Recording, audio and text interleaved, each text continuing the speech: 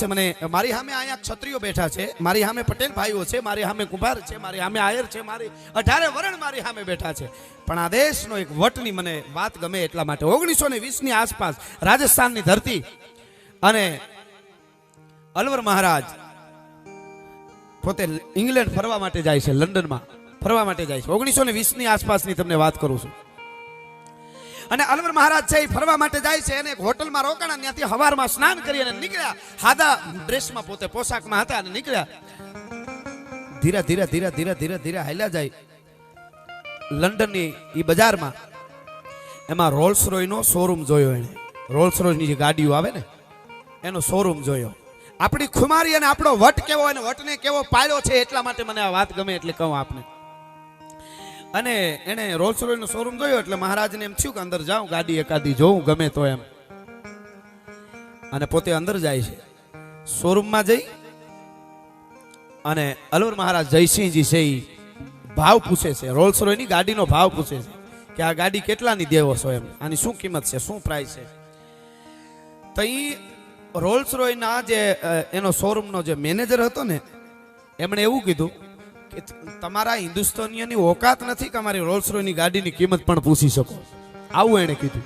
આ બનેલી ઘટના છે, આપણે કહું છું. તમારી હિન્દુસ્તાનીઓની ઓકાત નથી કે તમે રોલ્સ રોયની ગાડીનો ભાવ પણ પૂછી શકો. પણ ત્યાં તો પગથી માથે અને માથેથી રેમંડ ગઈ ભાઈ હો આ રાજપૂતને. અને એને નીકળી ગયા, ત્યાંથી તરત બહાર જ નીકળી ગયા, ત્યાં કઈ બોલ્યા જ નહીં. પણ હોટલમાં જઈને પોતાનો પૂર્ણ પોશાક પછી ધારણ કર્યો મહારાજનો. આ તો સાદા ડ્રેસમાં ગયા હતા, પૂર્ણ પોશાક ધારણ કરી. વાહ વાહ વાહ. અને પછી પોતે સીધો રોલ્સ રોયનો માલિક જે હતો ને એ શોરૂમનો ઓલો તો મેનેજર હતો, અપમાન કર્યું, પણ માલિકને સીધો ફોન લગાડ્યો હોટલમાંથી અને કીધું કે રાજસ્થાનની ધરતીમાંથી ભારતમાંથી અલવર મહારાજ જયસિંહજી આવ્યા છે અને એને રોલ્સ રોયની ગાડી એક લેવી છે. પણ ત્યાં તો બધી વ્યવસ્થા થઈ ગઈ, રેડ કાર્પેટ પથરાઈ ગઈ. પાછા 3 કલાક પછી તૈયાર થઈને આવ્યા ને ત્યાં તો રેડ કાર્પેટ પથરાઈ ગઈ હતી રસ્તામાં પણ કે મહારાજ આવે છે ગાડી લેવા માટે. એ રોલ્સ રોયનો જે માલિક હતો ને શોરૂમનો એ પણ પોતે આવ્યો કે મહારાજ ગાડી લેતા હોય તો હું જાઉં. અને એ પોતે આવ્યો અને માન મળ્યું અને આવીને શોરૂમમાં આવીને એટલું કીધું કે તમારા શોરૂમમાં અત્યારે કેટલી ગાડીઓ પડી છે? એટલે કીધું કે અહીંયા તો 6 ગાડી છે, પણ એમાંથી તમને જે ગમે એ તમે તમારે એની કિંમત કયો. તો કે જે ગમે એની 6 ગાડીની જેટલી કિંમત થાય એ કિંમત અને અહીંથી ભારતમાં પૂગવાનું જે ભાડું થાય એ ભાડું આપી દો. જટ ભારત ભેળી ગાડીઓ કરે, મારે 6 ગાડી ખરીદી લેવી છે. આ દેશના ક્ષત્રિયનો વટ જોજો. હવે જે મારે આપણે કેવું છે, અમે એના ઉપાસક છીએ સાહેબ, અમે એના ગીતો ગાયા છે. અમે એમને જેવા તેવાની વાતો ગીતો નથી ગાતા. દેશ માટે કઈ કરવું પડે, જેને ભારતનો વટ રાખ્યો છે. હા, એટલે 6 ગાડી ટૂંકમાં રાજસ્થાનમાં આવી, ભારતમાં આવી, રાજસ્થાનમાં આવી, અલવરમાં આવી. અને અલવરમાં આવ્યા પછી એ ગાડીઓને કોઈ મુસાફરી કરવા માટે નહીં. હું તો 1920 ની વાત કરું, 1 સદી થવા આવી એની વાત કરું છું. આજકાલની વાત નથી, આ તેદીની વાત છે. આજ આપણી ભારત સરકાર જે સફાઈ અભિયાનનો જે કાર્યક્રમો બધા કરે છે બહુ સરસ કરે, સારી વાત કરવું જ જોઈએ અને બહુ સારું કરે છે. પણ આજ 100 વર્ષ પહેલા એ રાજપૂતે અલવરમાં રોલ્સ રોયની 100 ગાડીઓને આગળ હાવણીઓ બાંધીને કચરો સાફ કરવામાં કાઢ્યું હતું બજારની માલિકો. આ જેવી તેવી વસ્તુ નથી, આમાં સમગ્ર ભારત ગૌરવ લઈ શકે. હું જ્ઞાતિની વાત નથી કરતો. જ્ઞાતિવાદની ધજા હું લઈ નોખા નીકળશું તો તોડી નાખશે આપણા ધર્મને કોકને, પછી આપણે શું કરશું? પાછો એક વાત કહી દઉં, જ્ઞાતિ ગૌરવ હોવું જોઈએ. જ્ઞાતિ ગૌરવ એ બીજું છે ને વાડા બાંધવા એ બીજું છે.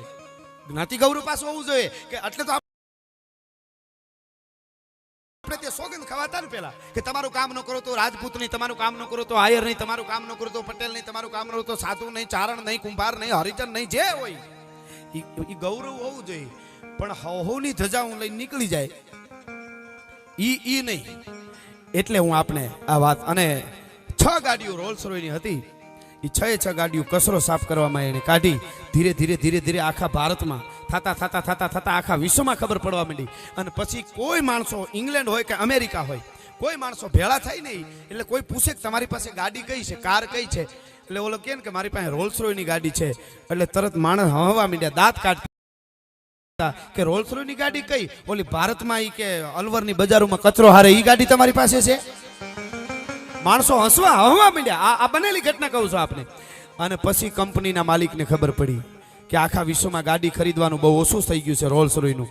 અને તેથી કંપનીના માલિકે ત્યાંથી તાર કરી અને એ જયસિંહ મહારાજ જયસિંહજીની માફી માંગી હતી, બહુ માફી માંગી. ત્યારે મહારાજ માન્યા અને મહારાજને જ્યારે ખબર પડી કે હવે એની ભૂલ એને સમજાણી છે, તઈ એમ કીધું હતું કે અમે ભારતીય છીએ, અમે હિન્દુસ્તાની છીએ, અમારી મસ્કરી ન કરવી. અને પછી કચરો સાફ કરવામાંથી ગાડી બંધ કરાવી હતું. અને બીજી 6 ગાડી છે ને એ રોલ્સ રોય વાળાએ એ જયસિંહ મહારાજ જયસિંહજીને પાછી ભેટ આપી હતી. આ ભારતનો વોટ છે ભલા માણસ.